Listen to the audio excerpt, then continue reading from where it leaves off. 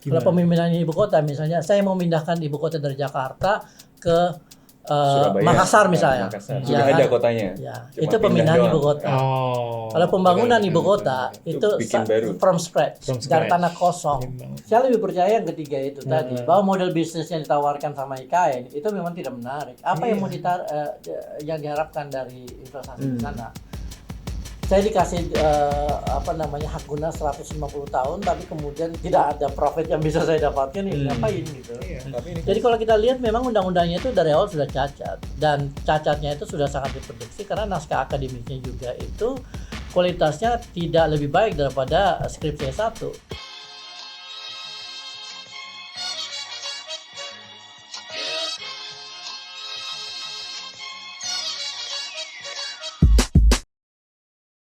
Selamat datang kembali di podcast Bebas Aktif episode 11. Kali ini gue yang nge-host karena Raffi sedang tidak bisa. Tapi kita sudah kembali ke kandang kita nih. Iya. Di Deep Space setelah akhirnya sebelumnya. main kandang. Iya, kita main kandang. Berarti bisa menang ya. Ya, bisa dong. Nah, tapi ada yang mau dipindahkan nih. Ada yang mau dipindahkan juga selain tempat rekaman kita, yakni ibu kota. Dan oleh karena itu, kita di sini bersama gue ada Majid dan Mas Sofwan seperti biasa. Dan di sini kita kedatangan satu tamu spesial jauh-jauh dari Singapura. Ini Prof Zulfikar Amir. Kembarannya Sosiotalker. Jadi kalau Sosiotalker itu bukan beliau ya. Ya. Dan Prof Zulfikar ini kan Profesor Sosiologi, Science and Technology ya di Science, Technology, and Society. Science, Technology and Society di NTU di Singapura. Ya, ini makanya menjadi sangat relevan untuk kita kemudian membahas terkait IKN. Karena kota tentu ada urusan sainsnya, perencanaannya, ada urusan sainsnya, kan, tanahnya kayak apa kan, bergelombang atau rata, bisa ditanemin gedung atau enggak, ada teknologinya, bangunannya kayak apa, tapi juga ada society-nya. Baik, gitu kan? betul. Yang mau menghuni siapa gitu kan, PNS-PNS yang pada nggak mau pindah mau diapain? Oke.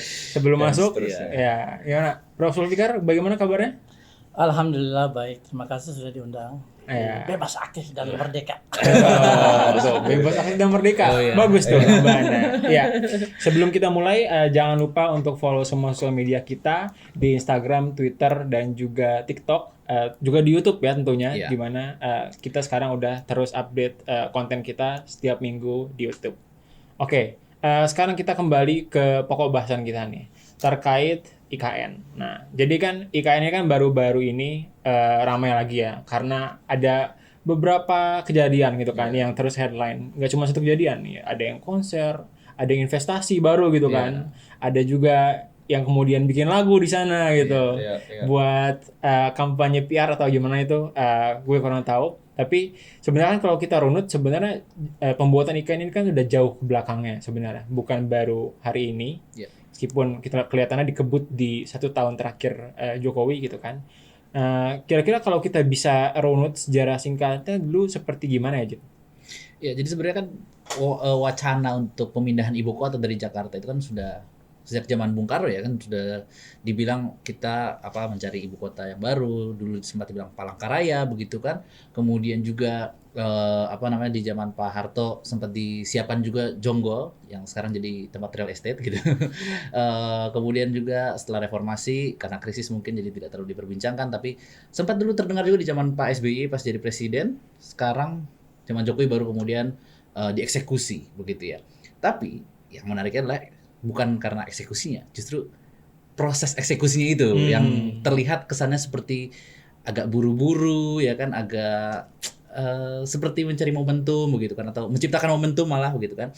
Dan itu terlihat dari misalnya pembuatan undang-undangnya yang cukup singkat dan belum berapa lama diresmikan langsung revisi lagi begitu kan. Dan direvisinya juga banyak yang kontroversial. Misalnya bisa hak guna lahan itu sampai 190 tahun begitu ya. Tahun. Katanya melebihi HGU zaman Belanda gitu. Hong Kong aja dulu dipakai Inggris cuma 100 tahun. Iya, 99 tahun ini 190 tahun, 2 kali lipatnya. Dan juga banyak juga masalahnya, misalnya dulu dikatakan akan banyak investor, tapi sampai saat ini belum ada realisasinya yang benar-benar terlihat begitu kan. Kemudian juga progresnya ya bisa dikatakan ada progres, tapi ya mungkin belum sesuai dengan yang diharapkan. Makanya beberapa kali Pak Presiden langsung datang ke lokasi pembangunan begitu ya. Sepertinya ingin mengawasi langsung proyek ibu kota negara ini. Ya itu kayak hujan ya. Iya. Kalau nggak turun-turun nyanyi dulu gitu terus nanti investor datang gitu. Oh, Makanya dia malah agak apresiasi. mistis. Iya. Banyak perayaan-perayaan. Iya, jadi memang wacana yang udah dari lama, tapi baru muncul lagi sekarang dan sebelumnya padahal nggak kedengeran gitu ya, terutama di periode pertama Di Jokowi. janji kampanye kan nggak ada. Janji juga. kampanye nggak ada, Janji tahu-tahu kampanye, muncul. Jadi Nawacita iya, gitu kan, poros ibarat- maritim, iya. tol laut, yang jadi IKN. Jadi kan, Iya. padahal nggak ada yang namanya ibarat paket tadi pesan, tahu Iya. datang gitu. Ternyata Tapi COD lagi. jauh. COD harganya juga ternyata gede banget gitu kan. Ambil dari mana? Semoga bayarnya nggak pakai pinjol. Itu bahaya. Oke, ya. Kemudian saya pengen ke Mas Zulfikar ya coba nih. Terkait dengan kemudian gimana sebenarnya perencanaan dari IKN ini muncul dan kemudian kita lihat bagaimana banyaknya kritik orang sekarang itu sebenarnya kok bisa sampai ke titik itu gitu.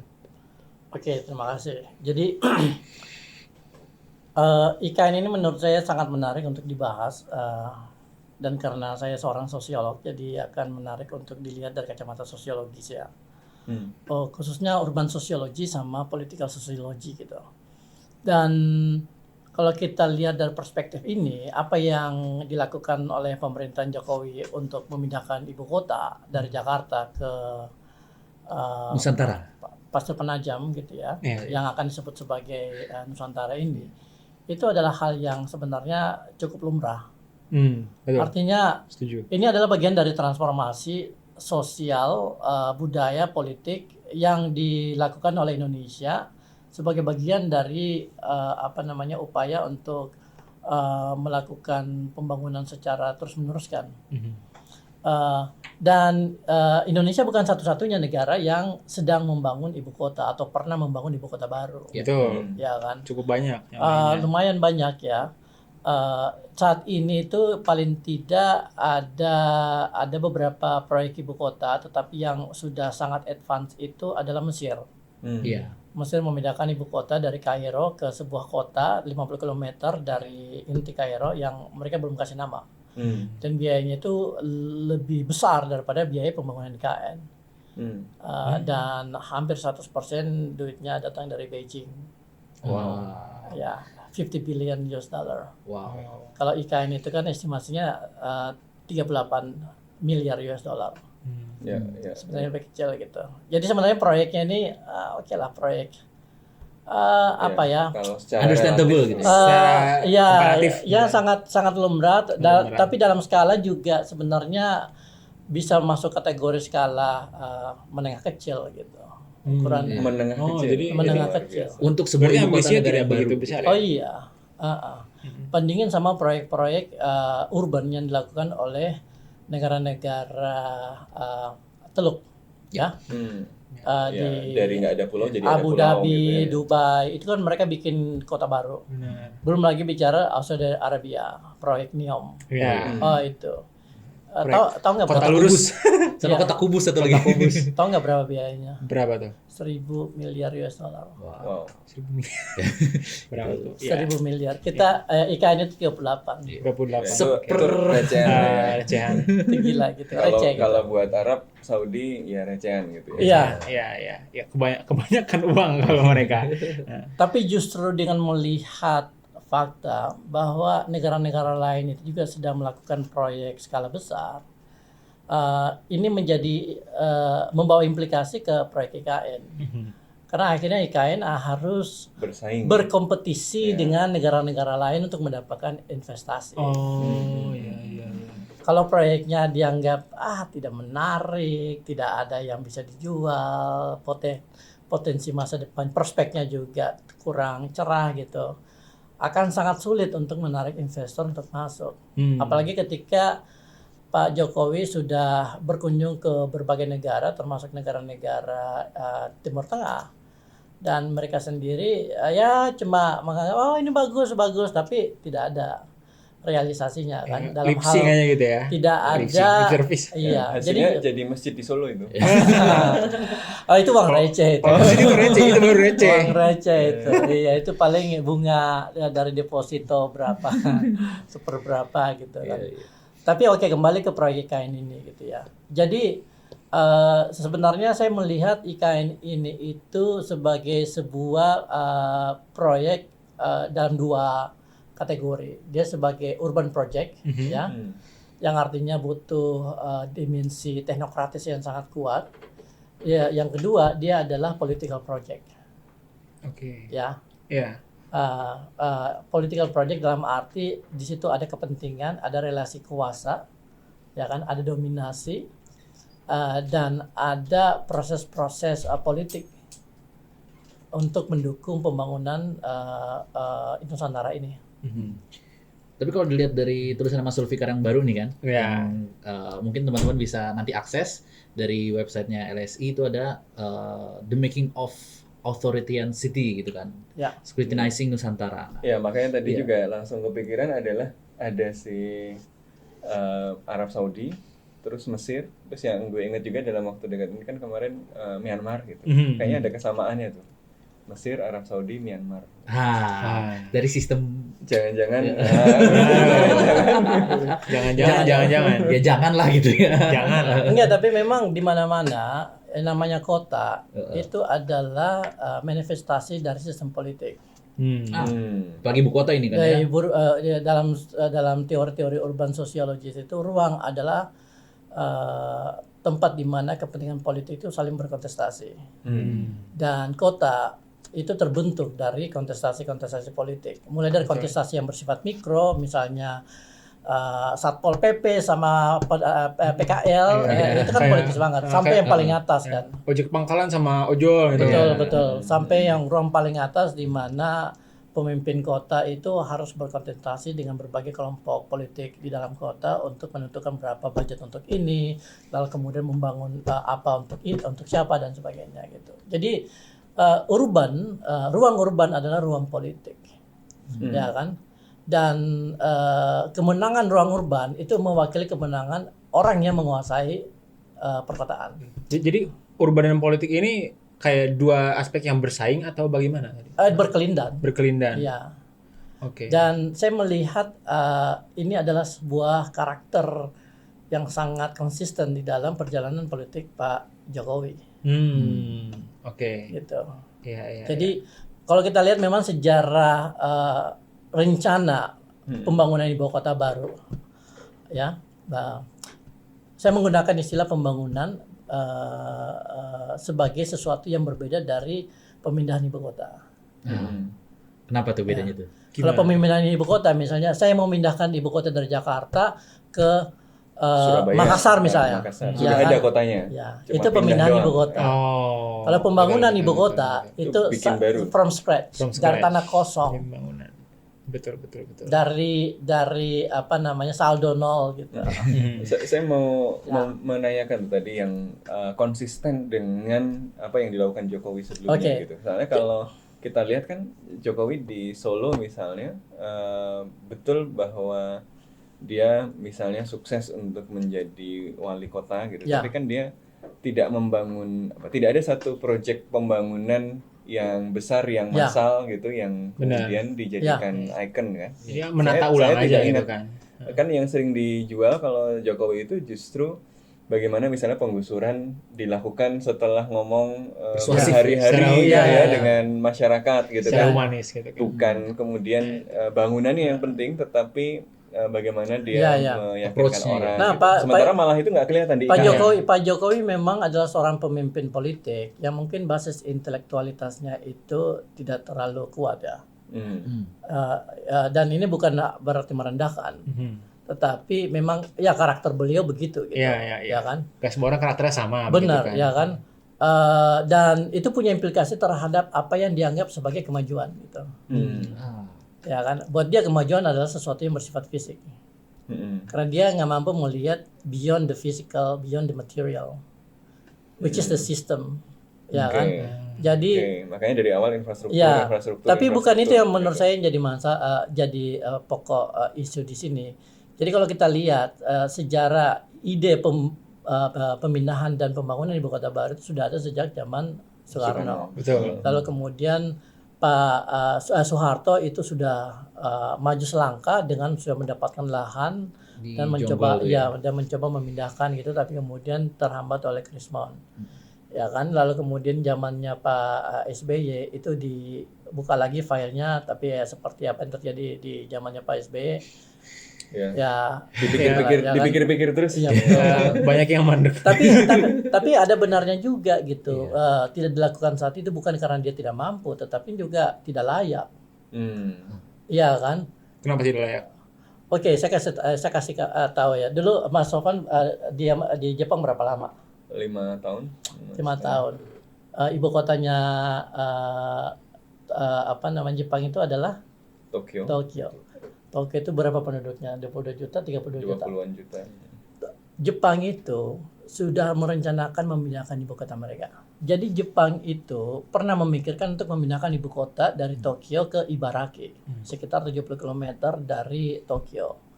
Pertimbangannya ya karena keamanan dari gempa, lalu kemudian walaupun ya seluruh Jepang juga rawan gempa ya. Tapi kemudian yang paling concern itu adalah kepadatan penduduk. Overcrowded ya. Jadi mereka mau pindahkan ke barat.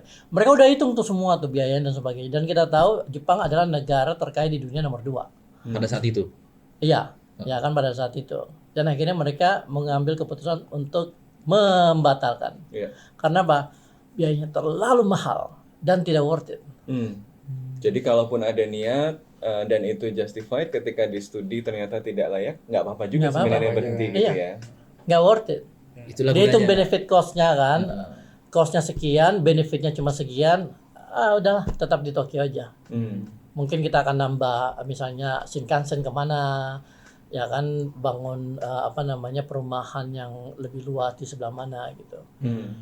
Jadi mereka sangat rasional. Ya, termasuk juga Ibaraki-shi itu kan sebenarnya masih ya sekitar metropolitan Tokyo betul. juga kan ya. Ya, basically setengah Jepang itu kan metropolitan, urban area kan. Itu Jepang adalah the most urbanized country in the world. Ya, sekitar 80% itu urbanized. Nah, cuma kan kalau yang IKN ini kan beneran pindah dan pindahnya ke pulau yang berbeda dengan infrastruktur yang sama sekali belum ada di daerah yang ratusan tahun nggak dihuni oleh manusia gitu. Yang jadi pertanyaan, kenapa Pak Jokowi begitu kekeh dan begitu yakin untuk mengerjakan sebuah proyek strategis, menurut dia ya, strategisnya itu yang tidak pernah dia angkat, tidak pernah dia bicarakan, tidak pernah dia minta persetujuan dari konstituennya gitu. Ya, bahkan tadi di janji kampanye kan nggak ada. Tidak ada. Iya, makanya kan ini tuh asal dari mana gitu kan, dari pemilihnya enggak, dari rakyat enggak. Betul. Dari partai-partai apakah mendorong apa gimana gitu kan. Tapi ini berarti merupakan sesuatu yang berasal dari Jokowi itu sendiri gitu. Iya, betul. Jadi kalau saya melihat seperti yang saya tulis di paper saya, ini adalah sebuah political desire, keinginan politik untuk meninggalkan sebuah legacy, ya, seperti kita tahu semua, di mana Nusantara ini akan menjadi simbol dari keberhasilan kepemimpinan Pak Jokowi. Nah, kenapa dia memilih kota sebagai simbol atau political legacy? Karena tadi dia kemampuan untuk memahaminya secara fisik. Exactly. Gitu. Kan political legacy itu bisa macam-macam. Misalnya Gus Dur, apa political legacy-nya? Toleransi. Ya kan? Megawati, apa political legacy-nya? KPK. SBY, ya SBY apa political legacy-nya? Konsolidasi demokrasi. 7% per tahun.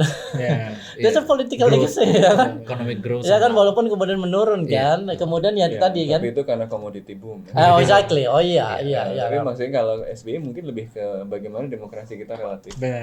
Improve kan ya skor demokrasi. Betul, itu politikal ya, betul. Ya Soeharto pun juga ada political legacy-nya kan. Macam-macam lah. Soekarno dan sebagainya gitu. Nah, buat Pak Jokowi, political legacy-nya itu ada dalam bentuk kota. Kenapa? Karena kalau kita lihat Jokowi itu adalah politisi yang paling sukses di Indonesia. Ya.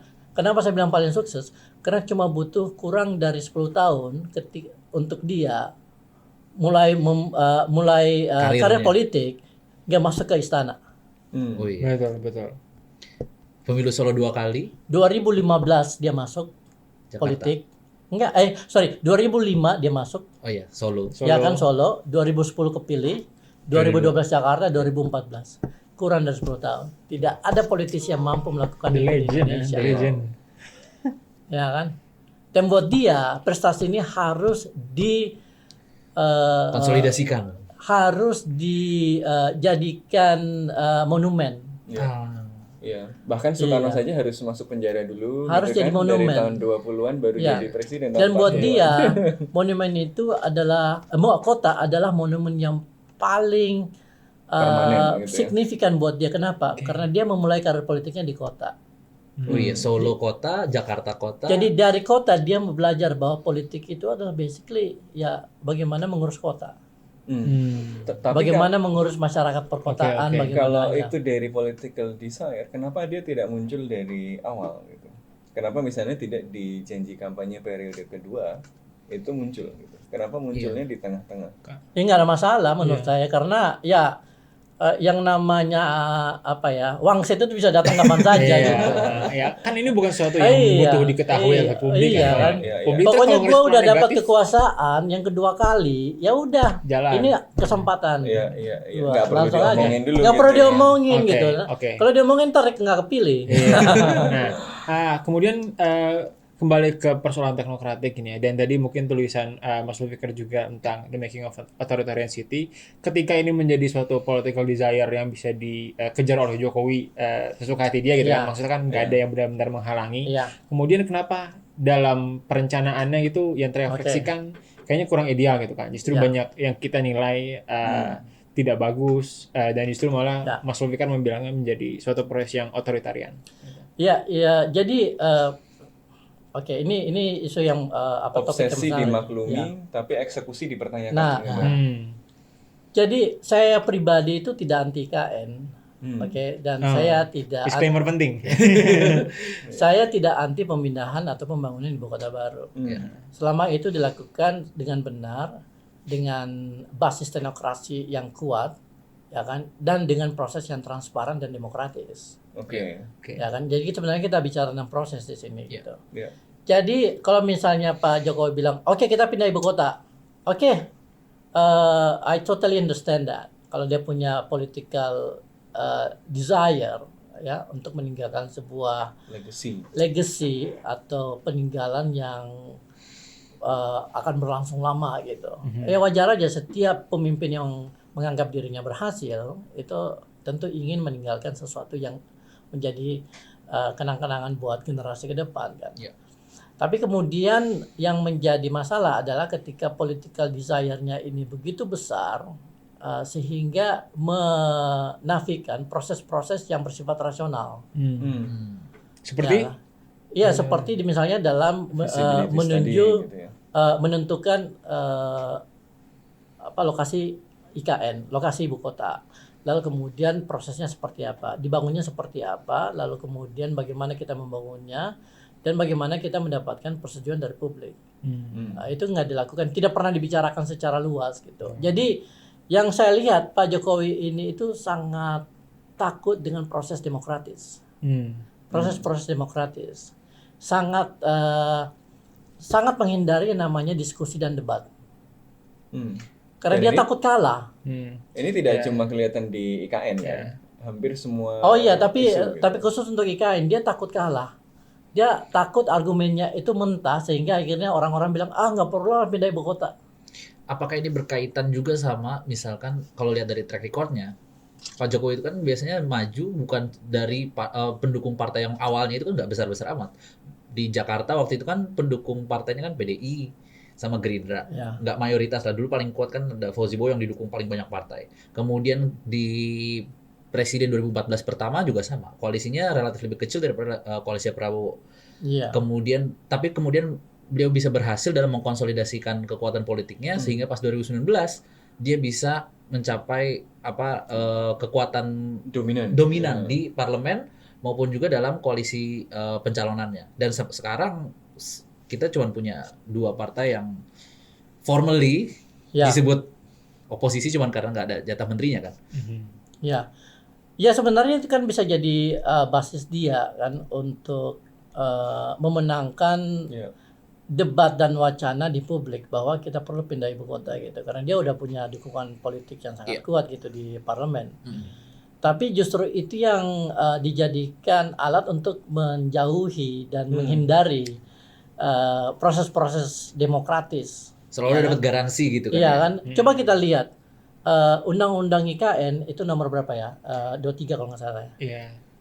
Ya Februari. Saya lupa. Nomor 23 kalau nggak salah ya. Atau nomor 3 ya, saya lupa.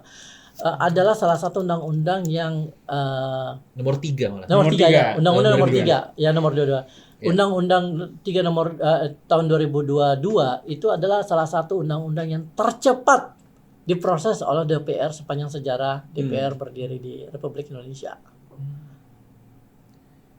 Termasuk 42 hari. 42 hari.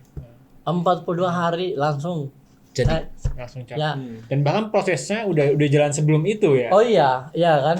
Sehingga tidak ada waktu untuk dan di tengah pandemi loh, jangan lupa waktu itu masih pandemi. Pandemi ya, Februari 2022. Iya, itu tidak ada ruang untuk mendiskusikan dan mendebatkan ini gitu. Kenapa? Ya karena Pak Jokowi takut kalah. Dikritik dan sebagainya gitu, bukannya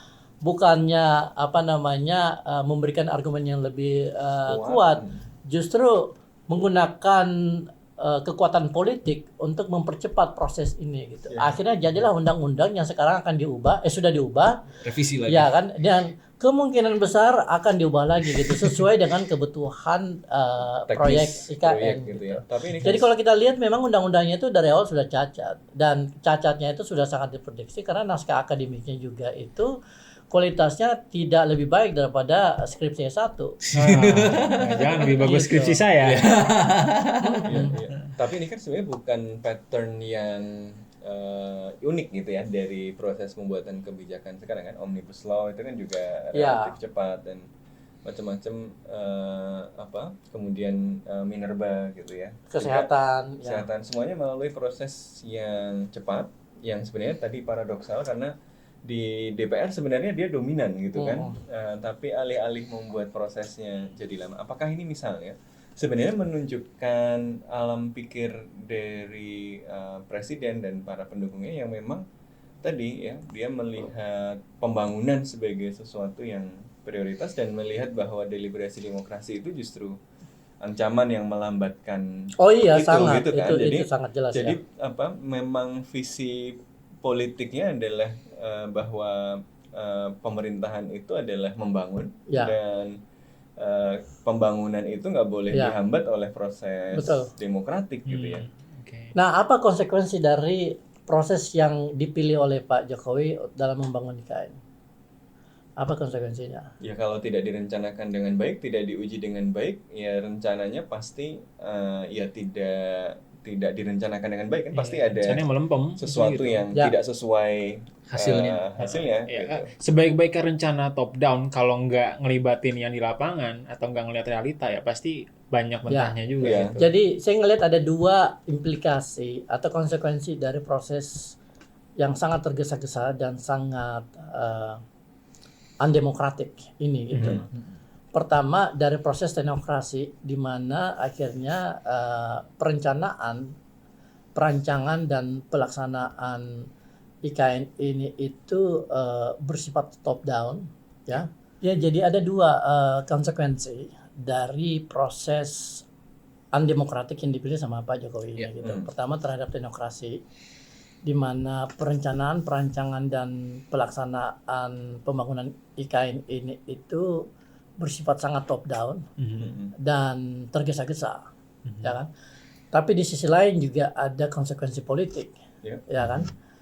Karena akhirnya muncul kesan bahwa ini adalah proyek simbolisasi kepemimpinan Pak Jokowi, dan artinya itu adalah kepentingan Pak Jokowi semata, gitu, ya kan.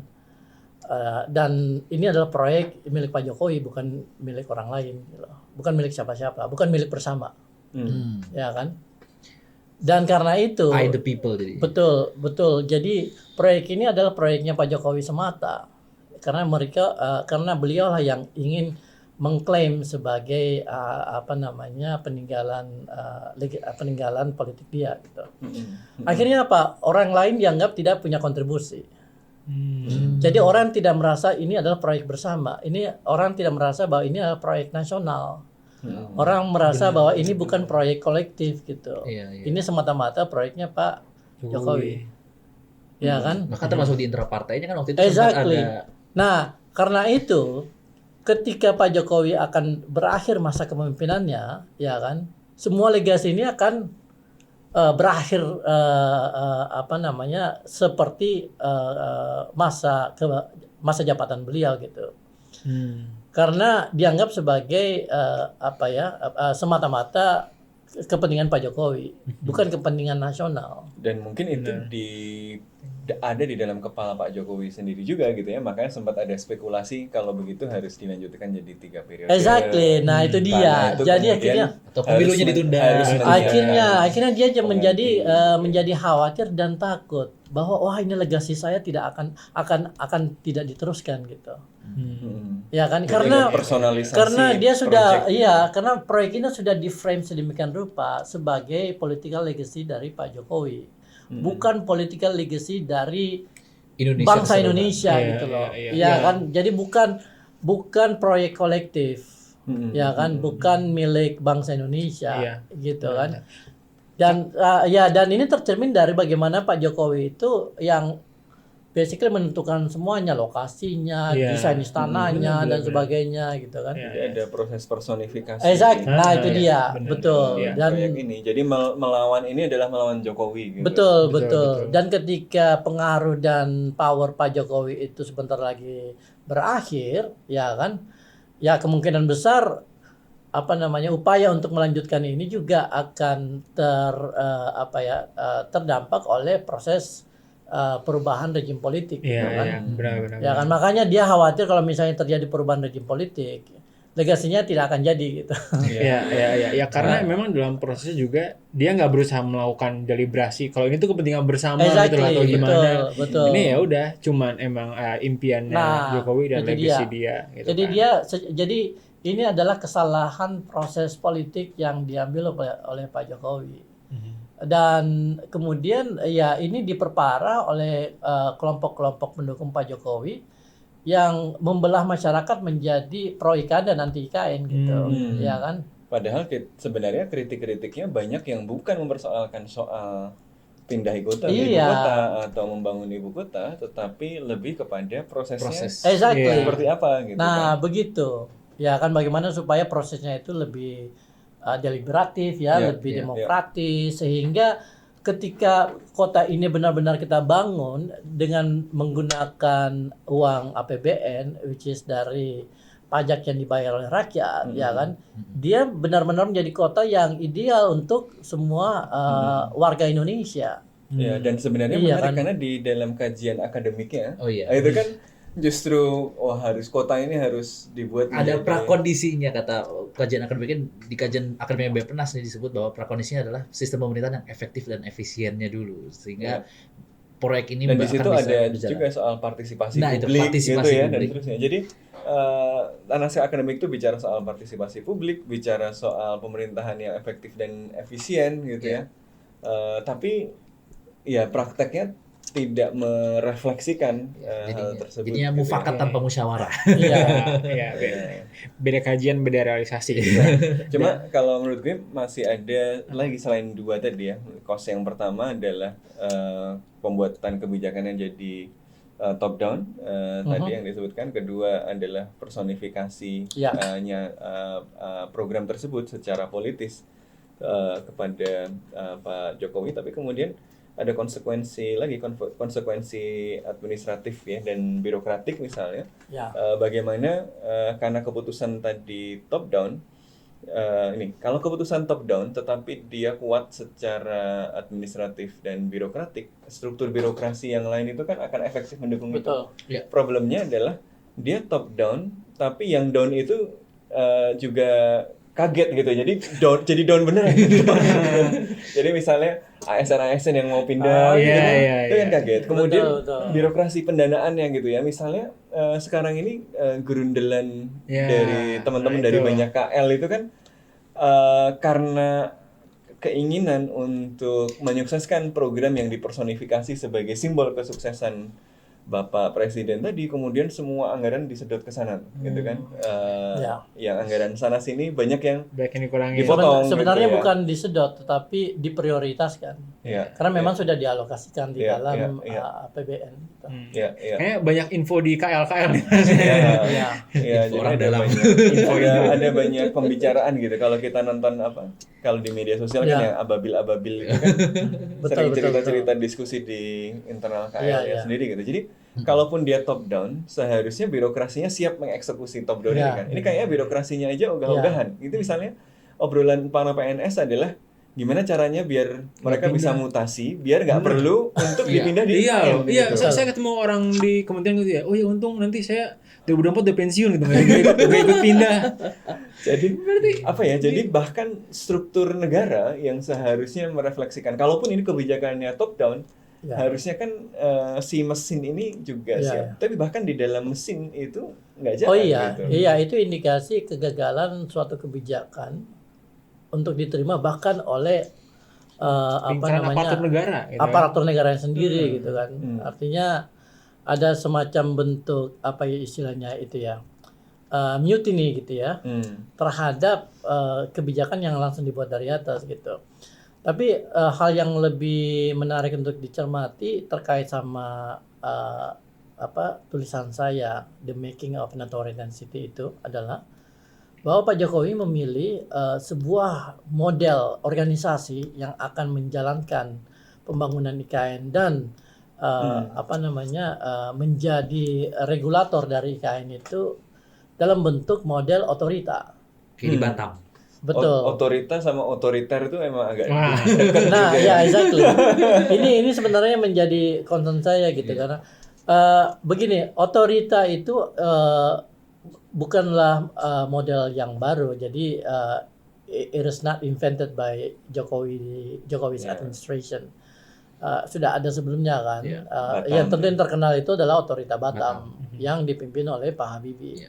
Dan otorita Batam itu dibentuk atas dasar sebuah ambisi sekaligus fantasi untuk membangun kota yang akan menyaingi Singapura. Sama-sama top down juga sangat top down.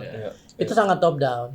Tapi kan modelnya gini. Jadi basically otorita Batam itu adalah sebuah wilayah bukan perkotaan tapi wilayah industri.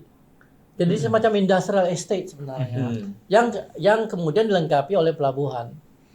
Jadi itu bukan kota sebenarnya otorita Batam itu, ya kan? Jadi mereka punya lahan yang begitu luas, kemudian industri diundang datang. Kayak special economic zone, special economic zone yang memang motor pertumbuhan Cina kan.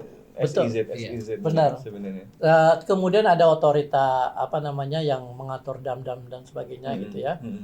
Nah, jadi model otoriter sudah ada, tapi kemudian untuk pertama kali model otoriter dipakai untuk ibu kota, mengelola sebuah kota. Iya kan? Let alone ibu kota gitu. Let alone ibu kota gitu. Jadi kenapa ini menjadi implikasi yang serius? Karena kota itu adalah sebuah sistem yang tidak hanya terdiri dari bangunan, jalan, gedung-gedung dan jembatan, tetapi berisi oleh manusia-manusia.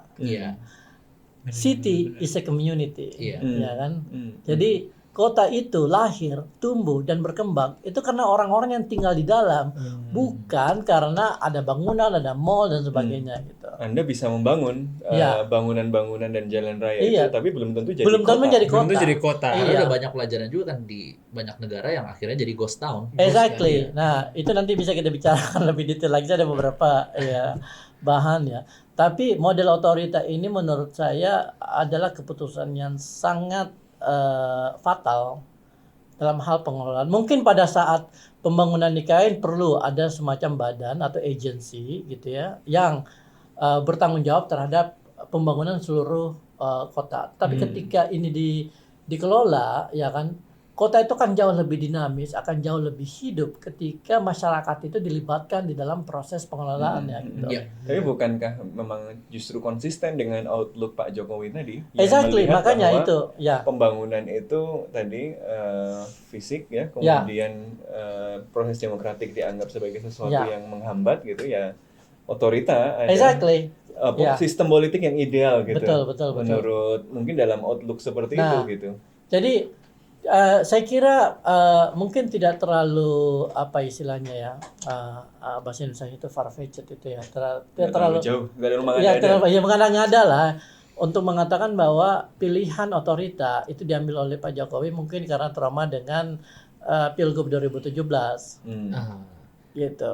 Ya kan. Ya, jadi karena dia nggak semuanya bisa diatur, dia gitu ingin ya. kan keberlanjutan. Jadi dianggap ini kotanya akan berlanjut selama 100 tahun sehingga kalau misalnya terjadi kalau misalnya pemimpinnya itu dipilih ya kan melalui pilkada atau pilgub atau apapun itu bisa berubah-ubah kan. Nah, gimana caranya supaya ini konsisten gitu. Jadi otorita ini buat ke depannya juga. Oh gitu. iya. Dia buat Saya ke sering depan. mendengar retorika itu loh. Memang Iya kan? dari beberapa pejabat sekarang kan bahwa sekarang itu kenapa Indonesia nggak maju-maju? Karena pemerintahannya setiap sekian tahun berganti. Gitu. Jadi kayak ada obsesi kenapa Cina bisa maju karena dia bisa diprediksi bertahun-tahun. Kan juga bilang itu nanti kita ganti presiden jangan mulai dari nol lagi dong. Gitu. Jadi kayak memang, nah ini kemudian menurut saya jadi konsekuensi yang lebih besar lagi dari 1, 2, 3 konsekuensi. Jadi adalah konsekuensi pada sistem demokrasi kita gitu ya, dalam jangka panjang. Tidak hanya the making of authoritarian city, yang saya khawatir adalah itu beyond authoritarian city, the making of an authoritarian state. Gitu ya. Makanya di tulisan saya exactly that's the point. Jadi ada implikasi dari pembangunan IKN dengan model otoritarian ini terhadap demokrasi Indonesia ke depan. Iya kan. Nah, sekarang itu apa ya? Gambaran yang agak gelap lah mengenai sistem politik gitu kan. Ada nggak sih gambaran yang sedikit cerah gitu? Agak susah juga untuk mencarinya.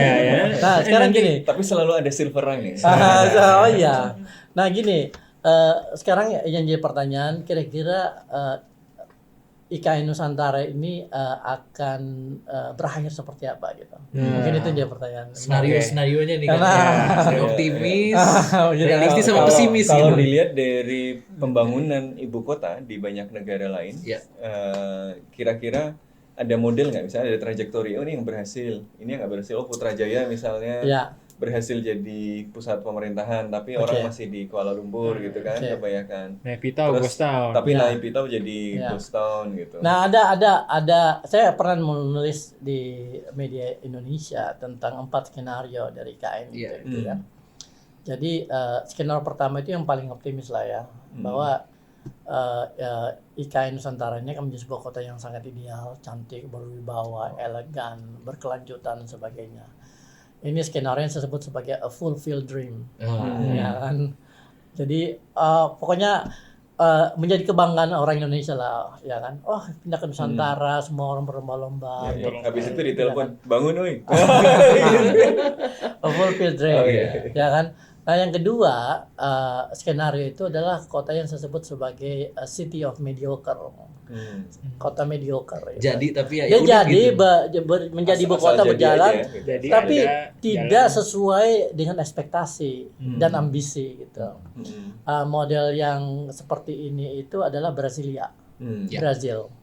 Jadi Brasilia. Jadi Brasilia itu lumayan tuh, mana maksud saya dia jadi kota, pemindahan ibu kota juga terjadi. Dan kemudian dia berfungsi sebagai pusat kekuasaan Brazil, tetapi dia terlalu jauh dari kota-kota besar dan gagal menjadi kota yang diidam-idamkan sebagai kota modern ya. Tadinya mereka memindahkan ibu kota dari Rio ke Brasilia itu untuk membangun kota yang benar-benar tidak ada kemiskinan, tidak ada favela dan sebagainya Akhirnya gitu, sama nyatanya juga. sama aja gitu kan. Gitu. Tapi ya jadi. Iya.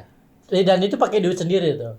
Brasilia tuh. Pakai duit sendiri itu maksudnya pakai APBN. Pakai APBN mereka. Oh, pakai APBN. APBN mereka gitu. Tapi kan ini juga mungkin ya, kan salah satu argumen kenapa kita harus pindah kan karena ingin membangun pusat pertumbuhan ekonomi baru. Sama seperti Brasilia. Dan seperti Sama. Brasilia Sama, itu. Dan seperti di tengah-tengah Dan di Sama tengah-tengah juga. juga. Jadi semua logika-logika dan argumen-argumen dipakai untuk membangun Nusantara itu sama seperti yang digunakan oleh saya lupa namanya presiden siapa gitu.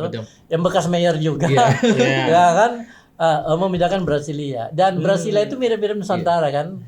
buka hutan. Nah, maksudnya namanya aja ya Brasil menjadi Brasilia. Iya. Bener. Indonesia itu Nusantara. Wah, ini jangan-jangan 11-12. Iya. Mirip banget jangan ya. emang terinspirasi atau Iya, kebetulan bisa aja. jadi kebetulan aja gitu kan.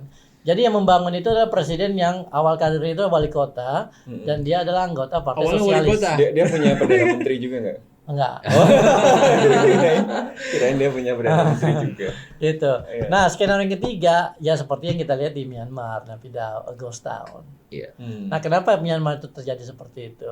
Oh, itu semata-mata karena sistem politik yang sangat amat Otoritarian. apa yang lebih jelek dari otoritarian itu ya. Absolut lah ya, bisa dibilang ya, semi absolut lah ya. Seperti monarki Iya tapi kan? militer. Nah, Naypyidaw itu dibangun oleh junta militer ya, tanpa konsultasi, tanpa benar-benar dari wangsit. Iya. Ya kan di Baca tengah dulu beritanya. ya di tengah Dapat wangsit. hutan dan sebagainya gitu. Tapi jadi kota loh. Tapi memang zaman dulu Jadi kota-kota kota. itu dari wangsit kan? Kayak Oh, iya. Kyoto apa itu kan Oh, dari iya, wangsit iya, juga benar. gitu. Harus ada yang memulai imajinasi. Ya, kan? Zamannya. Nah, dan dibangunnya diam-diam tuh. Dibangunnya diam-diam, begitu udah mau selesai baru bilang, "Oh, kita akan pindah kota."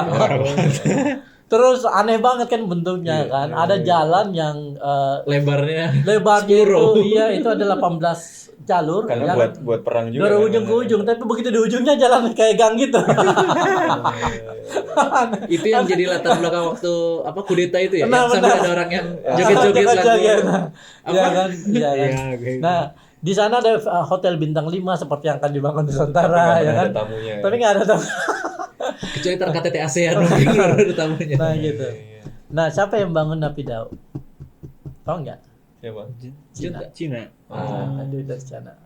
Oh, oke. Iya. Ya, Kasih Myanmar duit. ya. betul. Kasih duit. Karena mereka juga nggak ada duit sebenarnya. Nah, oh iya, nggak nggak ada ada lah. Oh, duitnya. bangun. Jadi ironis banget dia bangun pagoda yang gede banget, ya kan? Tapi apa namanya biksu-biksu itu nggak boleh masuk ke situ. Nah, itu benar-benar simbolisasi doang, nggak Nggak ada boleh, fungsinya. nggak boleh datang ke situ. Karena biksu-biksu itu kekuatan politik Iya. yang berbahaya gitu ya. Kekuatan Jadi, oposisi. Oposisi. Ya.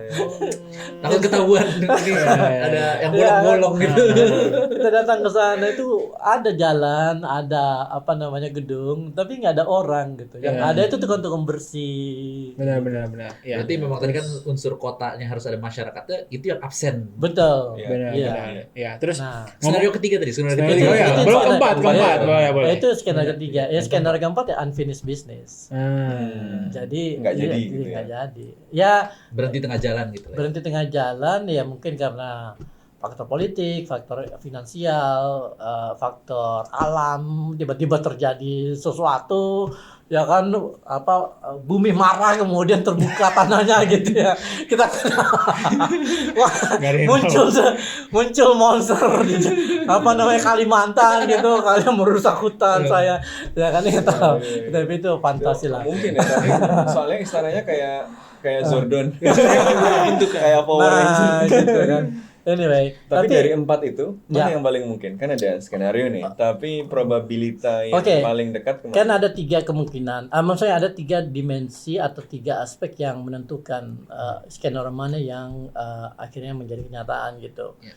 Pertama itu aspek teknokrasi, kemampuan kita melakukan dan mengeksekusi proyek itu gitu. Sebaik apa kualitas yang kita bisa capai sehingga apa namanya Nusantara ini akan menjadi kota dunia, ya kan. Yang kedua finansial.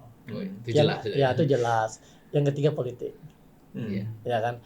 Nah yang pertama kalau kita lihat ya saya udah awalnya itu keren loh apa rencana IKN itu. Kalian lihat kan nih pemenang sayembara itu, Iya. ya kan Kota Rimba itu keren banget loh. Iya. Green City. Iya keren banget di kotanya. Sekarang konsep itu nggak dipakai. Oh iya. Oh, udah nggak dipakai lagi. Menang sayembara. Udah berubah banyak. Sayembara itu Udah berubah banyak, macam-macam gitu. Begitu desain istananya Pak Nyoman Nuarta masuk, itu udah ngerombak konsepnya Kota Rimba. Oh, jadi itu a la carte gitu ya, nggak satu paket gitu konsepnya Ala, Hutan Rimba, iya. terus istananya pesan di tempat Iya, lain, terus kalau istananya pesan tempat lain terus berubah. Ya mana mau juga proyek dia ditentuin sama desainer dari mana Iya. gitu kan. Dan kita lihat sendiri desain istana itu sangat tidak sustainable. Iya, Ya kan kelilingi jalan gede. Orang mengakses ke istana itu kan agak susah Iya, kan iya. untuk jalan Bentuk kaki dan bangunannya nggak sesuai sebagainya. juga sama bangunan wilayah tropis. Nah, iya, Gitu. betul. Ya, Jadi dan- desainnya itu sangat dan katanya tuh kalau pembangunan ibu kota baru ya, contohnya kayak di Mesir, itu kadang-kadang juga untuk menjauhkan partisipasi demokrasi itu sendiri gitu kan. Exactly. Biasanya di Mesir dan Iya. di Jakarta juga demo kan ke istana kan lumayan dekat Iya, gitu kan. iya kan. Ini nanti Betul. dilingkerin jalan. Naik pesawat dulu kalau mau dari demo. mana jauh iya kan. Benar. Ini enggak Pak Nyoman Nuarta itu adalah seniman yang brilian lah. Iya. Ya kan luar biasa emang. Karya-karyanya tuh keren-keren gitu. Tapi ketika kita bicara tentang desain istana ini, kita ngelihat ada semacam tepatan konteks gitu ketika sebuah istana yang mestinya mencerminkan rumah rakyat ya kan sebuah republik yang demokratis itu kan direfleksikan secara diametral melalui gedung yang sangat arogan ya kan sangat berjarak ya dan sangat otoriter gitu kita lihat dari desain itunya kan yang banyak ada beberapa orang yang bilang mengingatkan mereka sama Jermania gitu. Iya, sama logo Romawi, logo Nazi. Ya kan. Bukan Garuda Pancasila gitu. Jadi jadi benar. Romawi. Jadi Nusantara itu di mana gitu. Iya. Iya kan. Ini kalau kita bicara tentang Filosofisnya lah ya. Filosofi dan estetika ya kan itu. Belum lagi permasalahan yang begitu rumit terkait dengan infrastruktur, terkait dengan public facility, terkait dengan pemukiman, housing dan sebagainya gitu. Karena membangun ibu kota itu kan jauh lebih kompleks daripada membangun kota biasa. Dan sampai sekarang kalau kita lihat sejarah Republik ini, kita belum punya pengalaman membangun kota dari nol. Iya. Ada nggak kota Tapi kayak dulu gitu? Palangkaraya katanya juga yang dirancang begitu. Jalan-jalannya kan sempat dirancang sama Soekarno juga ya, makanya jalan-jalannya misalnya kotak-kotak dan seterusnya itu katanya sempat ada memang dirancang dari awal untuk jadi ibu kota gitu. Tetapi batal kemudian di tengah jalan. Tetapi dia dirancang dari nol kan? Iya. Jadi perancangan khususnya untuk wilayah untuk daerah ini ya intinya KIPP itu tidak didesain ramah terhadap warga, gitu kan. Jadi ini mungkin debatable ya, mungkin mereka bilang kita udah desain dan sebagainya gitu. Tapi pengamatan saya sepertinya tidak seperti itu gitu. Yang kita lihat di video-video simulasi itu kan ya mungkin menarik, tapi ketika lihat kenyataannya juga jauh berbeda dari itu gitu. Okay. Nah terus kita bicara finansial. Ini krusial banget, ya kan? Benar. Biaya pembangunan ibu kota Nusantara itu sebesar 38 miliar US dollar atau 466 triliun, ya kan? Dan 20% itu diambil dari APBN. Ini menurut Undang-Undang Nomor 3 yang kemudian akan diperbaiki, yang sudah diperbaiki. Nah, saya nggak tahu yang perbaikan itu akan apakah menaikkan plafon itu atau ya. Tapi 20% itu diambil dari APBN. 20% dari 466 berarti sekitar 92 triliun. Ya kan? Nah, 92 triliun ini hanya dipakai untuk membangun kawasan inti pusat pemerintahan. Ya kan? Nah, IKN ini kan luasnya lebih gede dari Jakarta.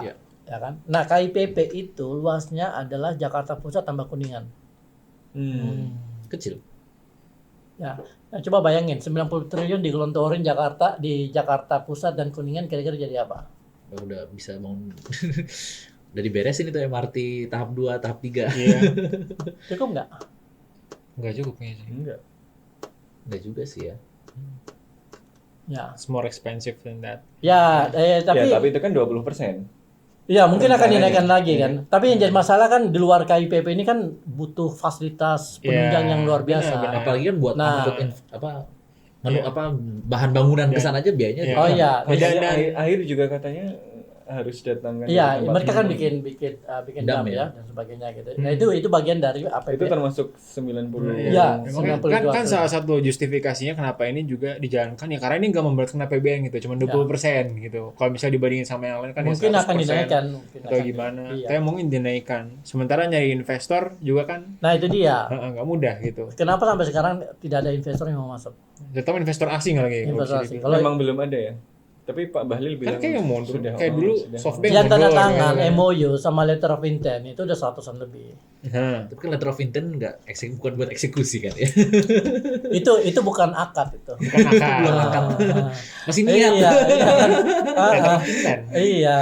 Itu masih masih DM dulu gitu. Oke, boleh nih tertarik gitu. Tapi belum Belum bukan DP, akad. baru DM. Belum DP. Gitu, ya kan? Iya. Nah, jadi itu yang jadi masalah sampai sekarang karena investasi asing itu belum ada yang masuk dan Tapi masalahnya mereka apa? asal- Masalahnya investor masih berpikir bahwa ada kemungkinan tidak lanjut karena Pak Jokowi mau selesai. Itu Jadi mungkin lebih ke satu. itu. Atau tadi karena lagi ada banyak proyek yang lain yang lebih menarik sehingga mereka naruh duit di tempat lain. Itu. Atau tiga mungkin emang nggak kalau dari segi Atau, bisnis mungkin nggak return ya, aja gitu, iya, nggak cukup iya. baik Bisa jadi. returnnya. Saya lebih percaya yang ketiga itu tadi bahwa model bisnis yang ditawarkan sama IKN itu memang tidak menarik. Apa yang mau yang diharapkan dari investasi di sana? Saya dikasih hak guna 150 tahun tapi kemudian tidak ada profit yang bisa saya dapatkan ngapain gitu. Iya. Karena kan bisnis itu Beda sama Hong Kong. Iya. Kan untuk bangun sebuah bisnis kan dia butuh konsumen di situ dan Benar. Oh iya. orangnya Iya. belum ada. Iya. Ya, Alasan tadinya kan ada rencana SoftBank itu akan investasi konon sampai 100 miliar. Makanya waktu itu Pak Jokowi waktu dikasih tahu itu oleh salah satu menteri, ya kan, kita tahu lah menteri yang mana, ya kan, dia bilang wah boleh nih kita bangun IKN tanpa duit APBN. Gitu. Ternyata baru niat. Belum akad. Nyatanya di PHP.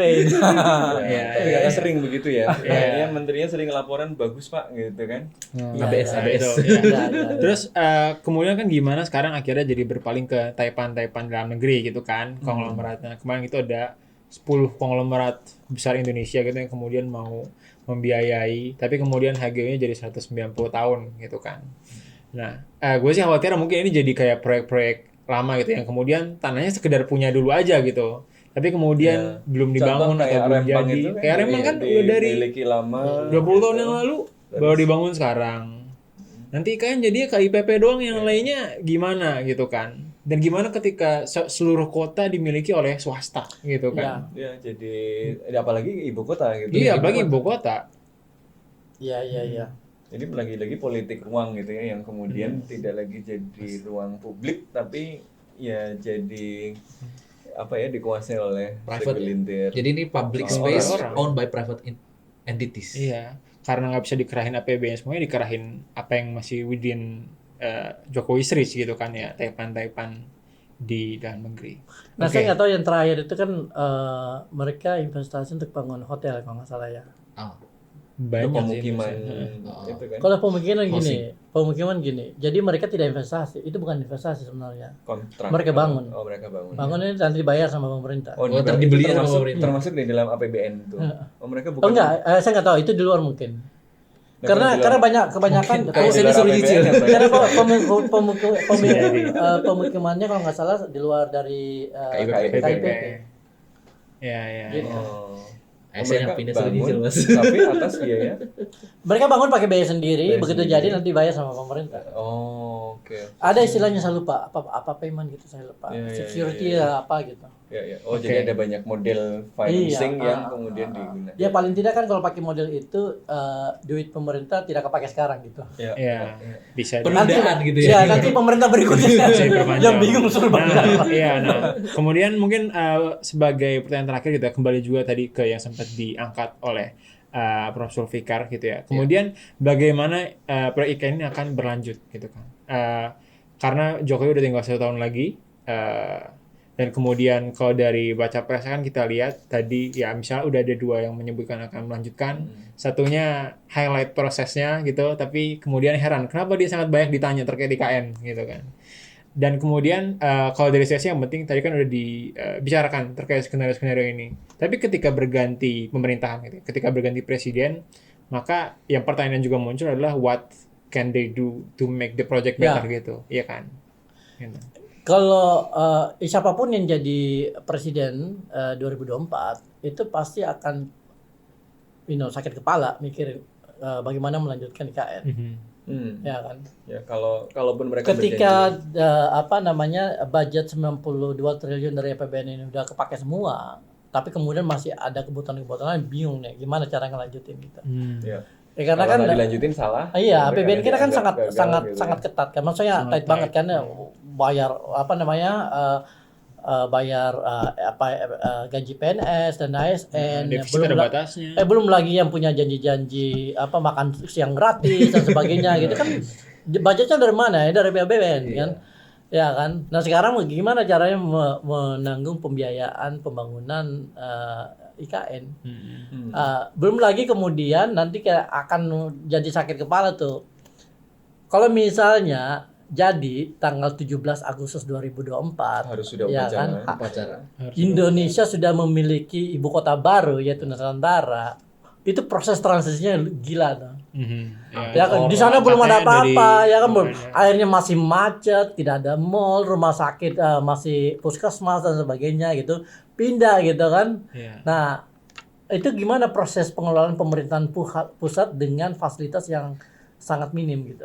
Malah mungkin kita mas transisi jadi punya kayak dua ibu kota gitu kan. Costnya malah running costnya jadi nggak, maksudnya de factonya iya. De factonya jadi kayak punya kedua ibu kota ya. Jadi kan? nanti Nusantara itu jadi kayak virtual office.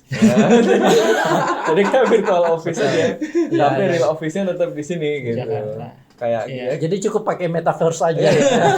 Kan kita biasa gitu, perusahaan startup biar kelihatan keren ya punya virtual office di Sudirman. Tapi sebenarnya kan kita kerjainnya di Depok gitu. Kira-kira kayak gitu biar keren di Nusantara, tapi sebenarnya kerjainnya di Jakarta gitu. Ya, tapi kan dengan asumsi ini kan mereka udah berjalan gitu ya. Dan kalau nggak skenario terburuk, tadi mungkin salah satu hal yang bisa diperbaiki oleh presiden selanjutnya adalah gimana kemudian membuat kota ini lebih hidup gitu kan dari sisi masyarakatnya. Itu kan apakah kalau tapi itu baru menyelesaikan satu problem kan, problem teknokratik tadi soal perencanaan dan soal eksekusi, tapi problem financing dari mana? Dan problem politiknya belum tentu. Saya bilangin ya. Xi Jinping itu punya proyek pembangunan ibu kota baru yang di sebelah Beijing itu kan ya. Makanya bikin bandara Daxing. Namanya Xiong'an. Xiong'an. Jadi ini adalah kota yang menjadi segitiga antara Beijing dan Tianjin. Ya kan? Dan dananya dan biayanya itu sekitar 500 miliar US dollar. Itu gede banget. Dan kalau kita lihat video-videonya, ya video-video simulasinya, itu mirip banget sama IKN. Pakai autonomous vehicle, pakai AI macam-macam. Pokoknya semua teknologi terbaru benar. Dan itu kan make sense lah karena Cina menguasai itu kan. Ya. Dan Cina lagi punya modal. Iya. Enggak, masalahnya Xiong'an ini lagi mangkrak. Udah mangkrak. Even China. Negara terkaya kedua di dunia saat ini. Yang paling jago dalam bangun-bangun biasanya. Iya, jadi padahal Xi Jinping udah membangun stasiun kereta cepat terbesar di dunia itu di Xiong'an. Oh, wow. Oke. Ya, jadi itu ada sekitar kayaknya outlook-nya nggak terlalu optimistik ya, Bang ya. Jadi ya tapi maksudnya kalau mau optimis, kalau saya menganggapnya jangan sampai mangkrak gitu loh. Atau gimana? Ya, itu kan harapan semua orang. Saya pun juga tidak mengharapkan jadi sangkos kan itu kan. Iya, udah terlanjur jalan gitu kan. Sekarang kan gini pilihannya. Kalau misalnya udah jadi, paling tidak istana udah jadi dan sebagainya, tapi kemudian ternyata dalam hitungan kita itu dibutuhkan sekitar 200 triliun lagi gitu untuk menyelesaikan fasilitas minimal dari sebuah kota. Ya kan? Sekolah, rumah sakit, universitas dan sebagainya. Nah, pada saat yang bersamaan pemerintah itu membutuhkan biaya untuk memenuhi Program janji-janji yang prioritas lain gitu. ya. Ya kan janji-janji yang lain gitu kan. Apa gratis lah pokoknya gitu ya. BPJS gratis macam-macam. Itu kan butuh duit semua kan. Iya. Ya kan sekarang pilihannya gimana? Mau nerusin ini atau Iya. apa gitu. Ya, presiden yang baru ya akan Pasti dia cenderung stres lah. akan lebih mementingkan janji dia sendiri dong daripada Iya. janji Pada saat yang sebelumnya. dan pada saat yang bersamaan dia harus berkantor di sebuah gedung yang dikelilingi oleh hutan gitu. Iya. Nggak ada orang-orang. Ya, mungkin bisa lebih konsentrasi. Iya, mungkin tapi kalau dari sisi non finansial ya, maksudnya apakah bisa dilakukan deliberasi yang lebih baik gitu kan? Makanya Kemudian mungkin kan kelihatan ada teknokratik, finansial sama politik. Yang ingin diamankan paling awal politiknya dulu untuk menjamin keduanya berlanjut di masa depan. Ya, Kelihatan dari move politik yang sekarang. politik. Itu udah terlihat 2 tahun terakhir lah ya, sejak 2001 kemudian adanya wacana perpanjangan 3 periode macam-macam lah. Itu kan bagian dari itu kan sebenarnya. Iya. Iya. Tapi ya sekarang jadi pertanyaan, sekarang pemerintah berikutnya itu mau ngapain gitu, dia bisa ngapain gitu. Iya. Ketika dia sudah harus berkantor di sebuah kota yang sangat sepi. Iya. Betapa di situ. Ya kan, sementara sebagian besar pekerjaan itu masih di Jakarta. Iya. Tapi kemudian harus mikirin berbagai macam cara gitu. Oke, ya mungkin kalau itu beneran pusingnya bukan tempatnya kita untuk mikirin ya, tapi untuk presiden selanjutnya. Tapi setidaknya kita bisa berharap dari proyek yang udah dijalankan tadi aspek-aspek politik, teknokratik dan deliberatifnya finansial juga itu bisa lebih dilaksanakan Termasuk secara juga mungkin ya tadi kalau proses deliberasinya kemudian memutuskan mungkin pindahnya lebih pelan-pelan mungkin juga. Iya, Oh, kayak itu gitu sangat loh. bisa. Yang Iya. kemudian yang menjadi IKN itu lebih mengakomodasi kepentingan bersama, bukan proyeksi. realistis lah. Ya, bukan proyeksi keinginan pribadi Personal. gitu. Dan Keinginan dan pribadi. mungkin ya Nusantara ya akan menjadi sebuah kota yang cantik, elegan tanpa harus jadi ibu kota. Bisa jadi. Kota baru, Benar. pusat pertumbuhan ekonominya daripada ibu kota. Iya. Bisa jadi. Jadi nggak ada beban yang begitu besar gitu pemerintah. Oh, kita bangun Benar. Nusantara. Iya, Tapi nggak akan jadi ibu kota. Nanti kita lihat 10 tahun ke depan kalau misalnya ternyata memang layak, baru kemudian kita pindahkan ke situ ketika udah Benar. siap gitu. Bisa jadi. Ya intinya jangan sampai kita kemudian jadi kota Jokowi, kota satu orang saja gitu yang kemudian masa jabatannya juga akan berakhir sebentar lagi, tapi itu harus jadi kota bersama gitu. Bukan cuman masyarakat kotanya, tapi bahkan bisa menjadi kebanggaan masyarakat Indonesia gitu kan. Dan tidak jadi ghost town ya, kota Benar. yang hidup dan menghidupi Ya, jadi masyarakat. kalau Ghost Town kita di roasting terus berapa puluh tahun ke depan. Iya, dan dengan begitu kita menutup podcast Bebas Aktif episode 11 ini. Terima kasih semua sudah menonton dan see you.